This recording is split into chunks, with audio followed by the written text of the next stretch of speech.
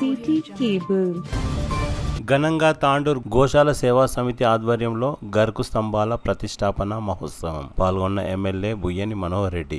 తాండూర్ గోశాల సేవా సమితి ఆధ్వర్యంలో గోశాలలో ఆదివారం ఉదయం గరుకు స్తంభాల ప్రతిష్టాపన మహోత్సవం భక్తి శ్రద్ధలతో నిర్వహించారు. గరుకు స్తంభం వల్ల పితృదేవతలు అనుగ్రహిస్తారని అర్చకులు రాజశేఖర్ స్వామి తెలిపారు. వేద మంత్రాల మధ్య గరుకు స్తంభాల ప్రతిష్టాపన కార్యక్రమం జరిగింది. ఈ కార్యక్రమంలో MLA Buyyani Manohar Reddy, Tandur municipal chairperson Swapna Parimal Gupta, జిల్లా గ్రంథాలయ సంస్థ మాజీ చైర్మన్ మురళీకృష్ణ గౌడ్, వాల్రెడ్డి, మాజీ municipal chairman Sunitha Sampath, doctor Sampath Kumar, Lingadalli Ravi, Kavali Santosh, councillor Prabhakar Goud, Ramu, Veerkat Raghu తదితరులు పాల్గొన్నారు. గోశాల నిర్వాహకులు మొత్తం 5 గరుకు స్తంభాలను ఏర్పాటు చేశారు. ఈ కార్యక్రమంలో గోశాల సేవా సమితి అధ్యక్షులు వేణుగోపాల్ రెడ్డి, ప్రధాన కార్యదర్శి పటేల్ విజయ్ కుమార్, కోశాధికారి ఓంప్రకాష్ సోమాని, కోట్రిగ కిరణ్, మారేపల్లి వెంకటరెడ్డి, వినోద్ జైన్, రమేష్ కుమార్ తదితరులు పాల్గొన్నారు.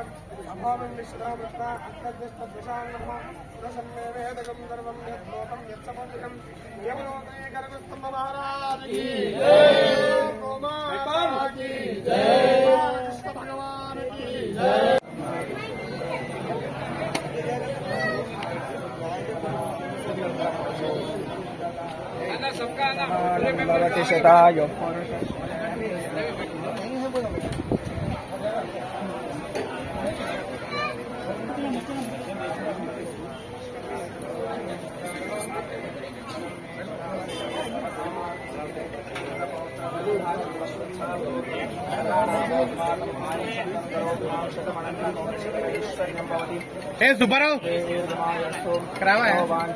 మల్లికార్జున ఉన్నాడా? మల్లికార్జున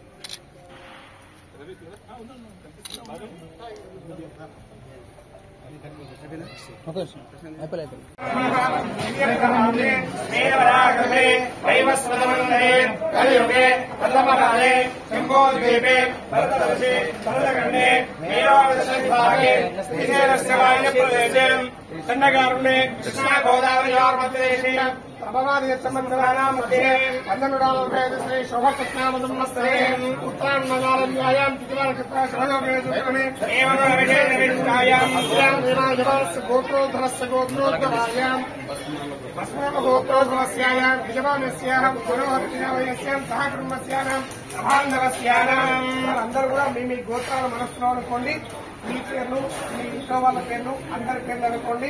అందరు కలిసి అనండి. అస్మాకం మమ సహ కుటుంబానాం క్షేమ స్థైర్య ధైర్య విజయ అభయ ఆయు ఆరోగ్య ఐశ్వర్య అభివృద్ధ్యర్థం ధర్మార్థ కామమోక్ష చతుర్విధ పురుషార్థ సిద్ధ్యర్థం మమ వ్యవసాయే వ్యాపారే అభివృద్ధ్యర్థం విద్య బుద్ధి ఉద్యోగ ప్రతిష్టాపన సుముహూర్తకాలే అక్షర పూజ అహం కరిష్యే. అక్షరాలు నమస్కారం చేసుకోండి.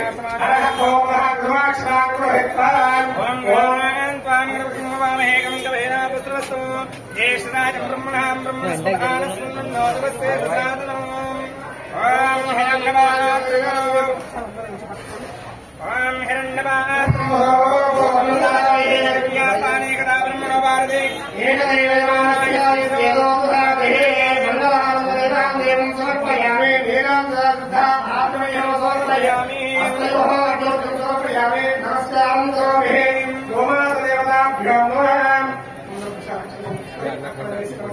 నేను పంపిస్తాను.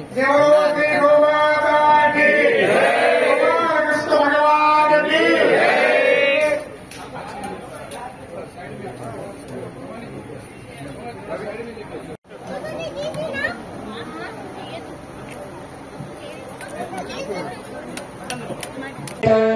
बुद्धज्ञानं प्रवक्ष्यामि बुद्धिपीडोपशान्तग्रहाय नमः। ओम सूर्यारिष्ठेतु सम्प्राप्ते सूर्यपूजां सकारयेतु सूर्यध्यानं प्रवक्ष्यामि आत्मपीडोपशान्तये। आदिभास्करयनुचु अभ्यर्थिंचदनयनीको आत्मरोगमु बापुमा अद्वितीय। मंदल मध्ये सूर्यग्रहमावाहयामि महाकुजग्रहमावाहयामि स्थापयामि पूजयामि तदुपरि बुधग्रह। ఎనకటికి మహారాజు అన్నాడంట ఒక ఆయన, భార్య మాట విననటువంటి వాడు నా రాజ్యంలో ఎవడన్నా ఒకడుంటే చాలు, అటువంటి వెతికి పట్టుకరండి అంటే సభ లోపల ఎవరు కూడా ఎవరు చేతులు లేపలేరంట. ఒక్కడే ఒక మహానుభావుడు చేతులు లేపిండు.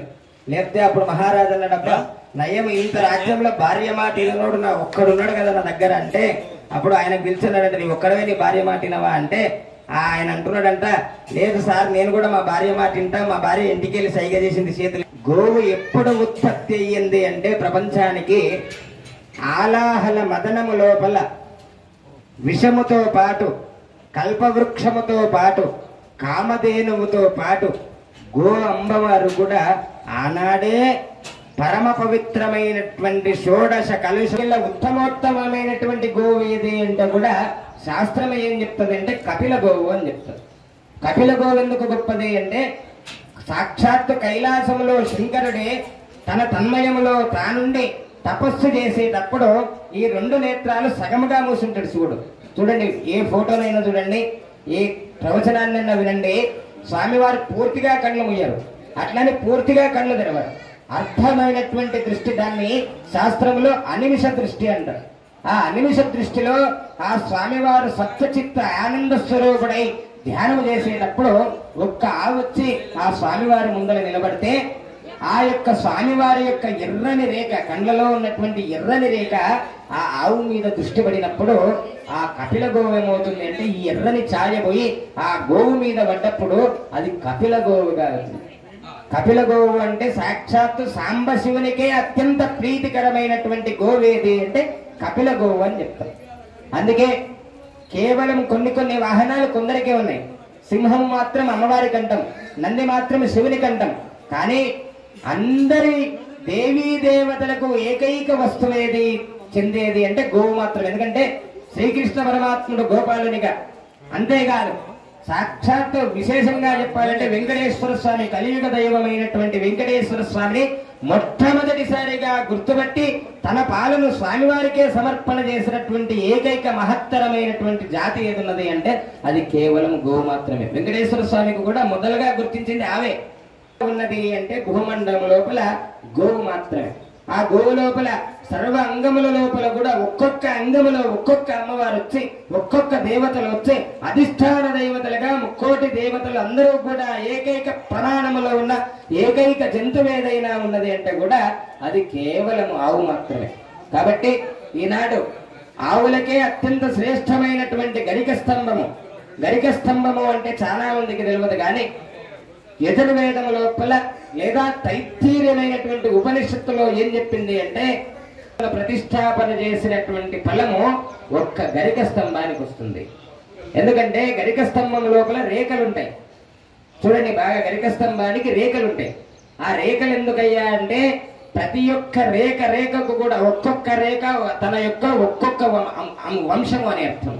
ఎన్ని రేఖలతో నిర్మితమైనటువంటి గరిక స్తంభాన్ని ప్రతిష్టాపన చేస్తాడో అంతటి వరకు ఆ వంశము నిరంతరంగా నడుస్తూనే ఉంటుంది, కానీ వంశము మధ్యలో ఆగదు అని అర్థం. అందుకే పూర్వకాలం లోపల సంతానం ఎవరికైతే లేదో అటువంటి వాళ్లకు ముందుగా గరిక స్తంభ ప్రతిష్టాపన చేసేవాడు. ఇంకో విశేషం ఏమి అంటే కాశీఖండములో సాక్షాత్తు పార్వతీదేవికి పరమేశ్వరుడే చెప్తా ఉన్నాడు. ఏమని చెప్తా ఉన్నాడంటే, పార్వతి ఒక్కడు ఒక గరిక స్తంభాన్ని ప్రతిష్టాపన చేస్తే నా యొక్క అత్యంత ప్రేమదాయకమైనటువంటి కాశీపట్టణములో 1,00,000 మందికి బ్రాహ్మణులకు భోజనము పెట్టినటువంటి ఫలాన్ని ఈ గరిక స్తంభ ప్రతిష్టాపన చేసిన వానికి ఇస్తా అంటారు. అది కాశీఖండంలో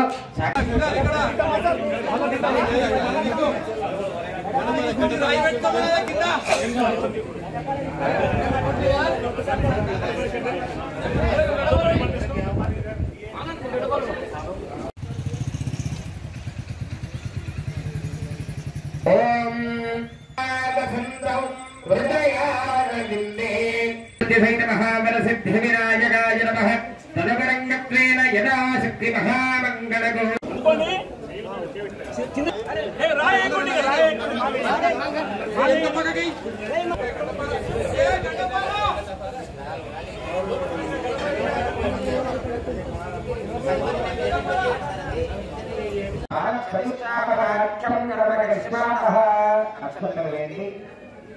నమస్కారం చేయండి. ప్రకారంగా నమస్కారం చేసిన తర్వాత పునః మీరు తొలగించాలి. ఒక గ్లాస్ యస్మరే దేవదేవేత్యా సభాఖ్యాన్ గురుహే నరేగాక్షాయ పుణ్యరేగాక్ష పవిత్రం కృత్వా పూజాద్రవ్యానం మోక్షేత పరమానంద బహుదాం కల్పయామి ప్రసీదమే. మీ గరిక స్తంభాలను కడగాలి. వామదేవాయ నమో జ్యేష్ఠాయ నమో జ్యేష్ఠాయ నమో సర్వభూతజననాయ నమో గణాన్వయాయ నమః. సర్వేభ్యో నమస్తే రుద్రరూపేభ్యః ఈశ్వర సర్వభూతాయ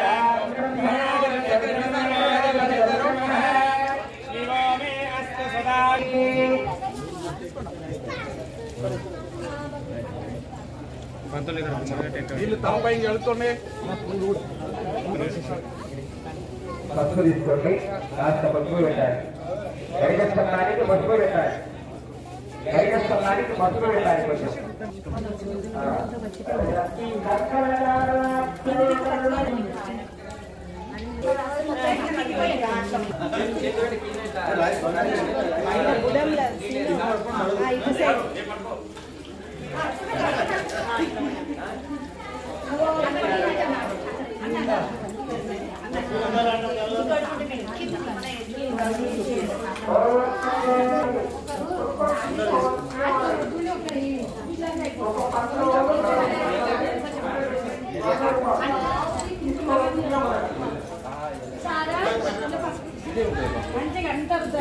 ఓం శ్రీ మహాగణపతయే నమః మహాగౌర్యే నమః యదా శక్తి కర్మణ్యా పుణ్యా నమః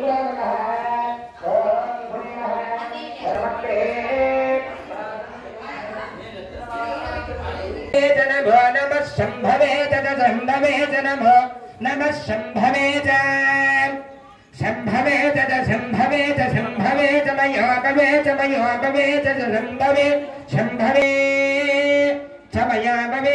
ఓం ఉదవాహనాయ నమః ఓం ఉదాసినే నమః ఓం కృష్ణవర్మణే నమః ఓం దేవముగాయ నమః ఓం సప్తజింహాయ నమః ఓం వైశ్వానరాయ నమః ఓం ఛాతవే దేవే నమో నమః యజ్ఞేశ్వరాయ నమో నమః నమో నమః. ఓం భూర్భువస్సువః యజ్ఞం ప్రతిష్టాప్య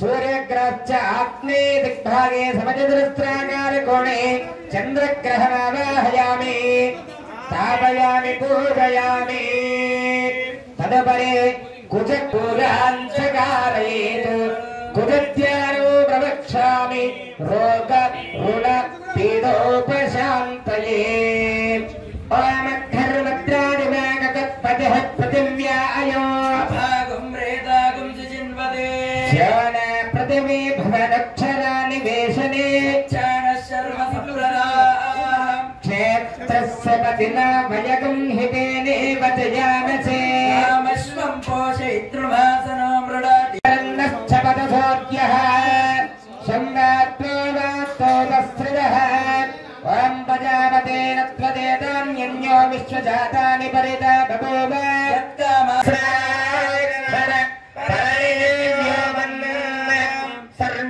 सर्वमङ्गलमाङ्गल्ये शिवे सर्वार्थसाधके शरण्ये त्र्यम्बके देवी नारायणि नमोऽस्तुते महामङ्गलगौर्यै नमः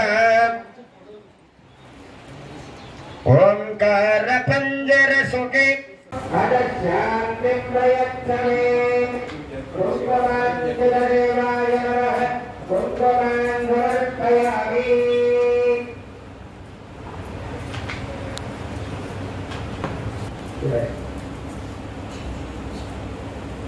यत्सेवने स्वस्ते पुण्यभक्ते धर्मेश्वरो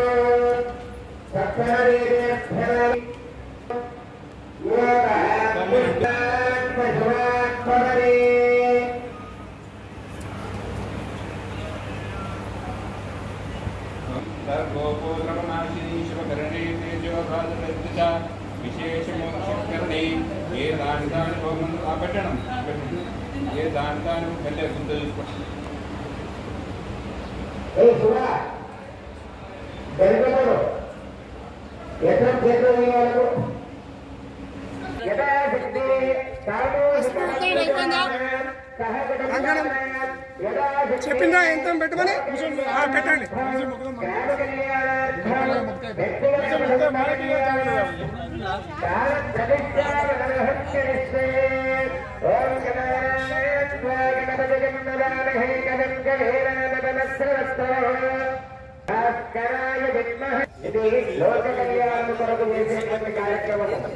చైతన్యమూర్తిగా ఆ యంత్రాన్ని ఆ యొక్క కాపాడేటువంటి తత్వం ఆ యంత్రంలో ఉంటది. కాబట్టి నిజంగా విజ్ఞానంలో లేదు. హైందవ ధర్మశాస్త్రం ముఖ్య రాజనీతి లేదు. హైందవ ధర్మశాస్త్రానికి ఈ మా పరమ పవిత్రమైనటువంటి భగవంతుని నమస్కారం చేసుకోండి. ఇక్కడ ఉన్న వాళ్ళు మాత్రం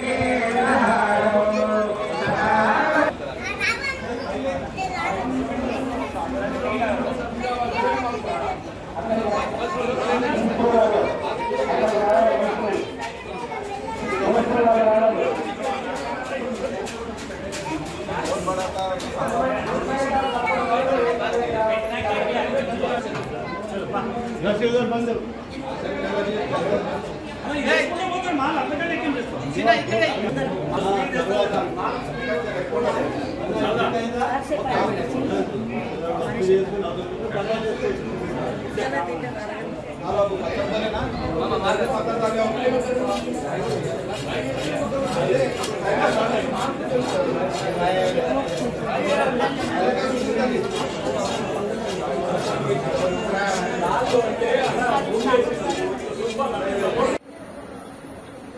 పోలీస్ స్టేషన్లో ఈ ఏమంటారు షాప్ ముందరికి వచ్చినప్పుడు రోజులు ఉన్నప్పుడు లేదు విడిపించుకున్నారు అది దాన్ని ఏమంటారు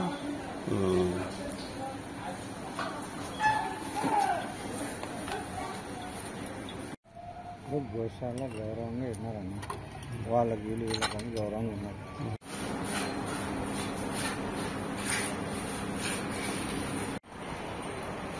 కరెక్టా కాదు ఎవరు లేరు వీళ్ళు